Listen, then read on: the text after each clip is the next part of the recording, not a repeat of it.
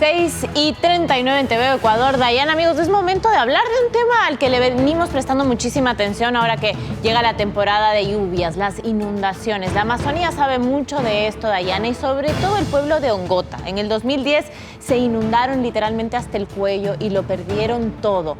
Después volvieron a inundarse algunas veces más y, sabiendo esto, estuvieron mucho tiempo en la lucha para conseguir una reubicación. Finalmente se construyó una ciudadela una década después, o te diría un poco más de una década después, arriba, en una parte que está un poco más aislada del río y mejor defendida. La situación es que la vida social se quedó abajo, en el viejo pueblo de Ongota, mientras todo lo demás ocurre arriba. Veamos cómo es vivir en un lugar donde tu vida está partida entre dos lugares distintos.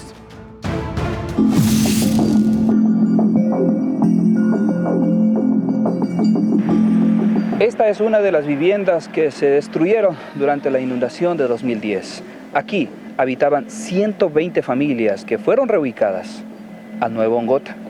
La inundación de 2010 fue de tal magnitud que el agua llegó hasta el techo de esa casa. A pesar de eso, esa casa es la única que resistió. El puente que vemos acá fue reconstruido. Ese también se destruyó durante la inundación que ocurrió en 2010. Y la segunda inundación que ocurrió en 2017 acabó con todo lo que encontraba a su paso. En el antiguo Ongota aún hay casas que se conservan, aunque los propietarios ya no viven, pero lo que sí está en funcionamiento es el Centro de Cuidado Infantil y la Unidad Educativa Nicolás Chihuango. Esta es la única vivienda que soportó la inundación de 2010 y ahora aquí habita una familia. ¿Cómo le va, señor? Acá indíqueme hasta dónde llegó el agua más o menos. Más o menos hasta aquí ha de haber sido, sí. Hasta aquí, es decir, casi nos pasaba, ¿no? Sí, hasta aquí era la inundación, por eso el agua entraba por la ventana y todito. ¿Por qué se quedan aquí? ¿Por qué siguen viviendo aquí a pesar de este riesgo que usted mismo nos cuenta? Bueno, nosotros, por ejemplo, acá venimos por el estudio de mis hijos. Pero en el caso de que se volviera a inundar y se llevara toda tu casa, ¿tendrían derecho ustedes a ser reubicados o a que pase lo mismo que pasó con los otros vecinos que se inundó en 2010? No, porque esta zona está declarado como riesgo. Imagínense vivir aquí y a veces llueve 1 o 2 días así bastante, entonces estamos ya alertas a ver si es que crece para poder salir, aunque sea las personas, ¿no? La nueva comunidad de Ongota, y aquí estamos con Mariana. Bueno, las casitas que nos dio el gobierno no, en su totalidad no estaba acabado, pero por necesidad tuvimos que pasar a medio que estaban haciendo.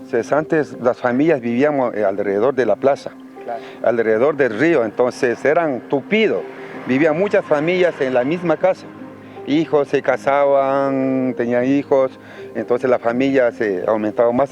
¿Vivían bien? No, no vivíamos, no había servicios básicos, no había nada, todo. Como ven, tienen sus veredas, servicio alcantarillado. Bueno, lo que sí, luz. Lo que no tienen es agua potable, eso sí. Traen de arriba agua entubado. Entonces eso es lo que sufre aquí, actualmente aquí en Nuevo Ongota.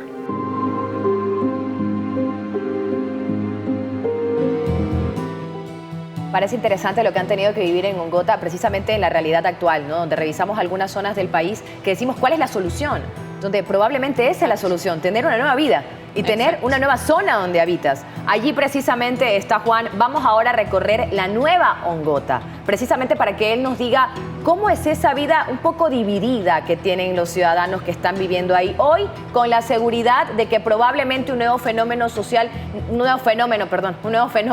natural no se va a llevar sus casas, pero a la vez teniendo la vida social allí abajo, donde hay muchos recuerdos con lo que ocurrió en la vieja Ongota. Cuéntanos, Juan. Así es, Dayana, así es. Esta nueva comunidad, este nuevo centro poblado tiene el concepto de un barrio ya. Ya no es lo mismo que antes. Antes vivían 4 o 5 familias en una misma casa. No, ahora tienen una casa para cada familia. que si bien es cierto, muchos dirán están cómodos, están con veredas, están con las vías asfaltadas, con servicio de energía eléctrica y todo, pero este cambio social en la nacionalidad quichua es bastante fuerte porque estaban acostumbrados a vivir junto a la familia y todo esto. Y yo voy a conversar con Cristóbal Chihuango. Cristóbal, bueno, este cambio que ustedes han tenido es muy fuerte para ustedes como parte de la nacionalidad quichua. Bueno, referente, es cierto, es el cambio que hemos tenido en su totalidad, la reubicación de la comunidad después del catástrofe natural que tuvimos. Bueno, en cada vivienda antes vivíamos 4 a 5 familias, ahora vivir en una casa independiente, muy independiente, eso es lo que ha cambiado totalmente. Siempre, más bien, tienen privacidad, cierto es, y todo, claro, pero sí. Las incomodidades están ahí. Bueno, a veces las comunidades no dan en su totalidad, a veces se vive con sus privacidades, todo, pero familiarmente. Chicas. Sí, entiendo que quizá esto cambie un poco la dinámica del tejido social, ¿no? De a lo que ellos estaban acostumbrados, pero sin duda introduce unas condiciones de vida mucho más decentes. Quería saber un poco esto que te preguntaba Dayana. ¿Qué hay en el nuevo Ongota y que nos muestres? ¿Y qué quedó en el viejo Ongota que todavía buscan o a lo que todavía van ellos recurrentemente?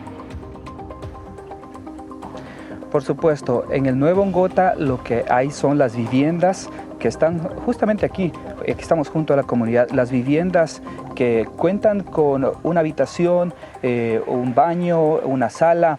Precisamente esta vivienda que vemos acá en la parte derecha cuenta con esos servicios, pero es para una familia muy pequeña. Pero las nacionalidades, acá las familias de la nacionalidad quichua son bastante grandes y sin duda que esto va a generar algunas incomodidades. Sí, Juan. En Ongota antiguo o Ongota viejo queda el centro educativo, la unidad educativa Nicolás Chihuango, y los niños que viven acá tienen que trasladarse caminando por lo menos 1 kilómetro y un poco más desde la nueva Ongota hasta la escuela. Acá está el profesor de la escuela.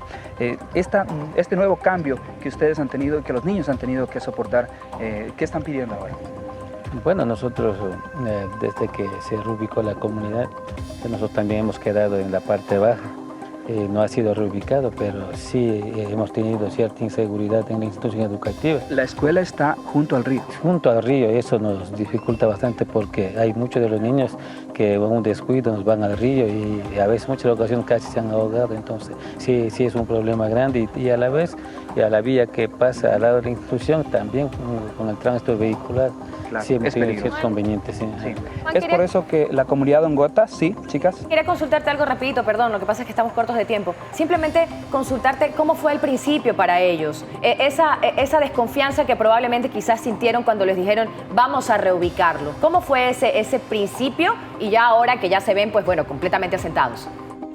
¿Tuvieron esa sensación?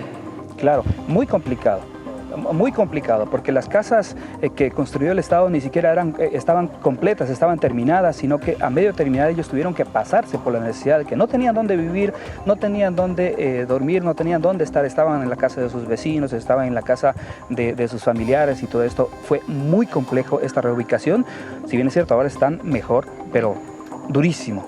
Juan, entiendo también que ellos fueron a terminar esas casas ellos mismos. Muchísimas gracias por tu reportaje y por toda la información de hoy. Agregar que el colegio, bueno, mientras permanezca abajo también permanece el riesgo de que con otra crecida del río y una inundación los niños sufran las consecuencias. Dayana decía, quizás esta es la solución a muchas de las situaciones que hemos visto en TV Ecuador, donde hay víctimas de las inundaciones. Lo cierto es que está bueno que las soluciones sean completas, no a medias y con socialización, por supuesto, en el sector.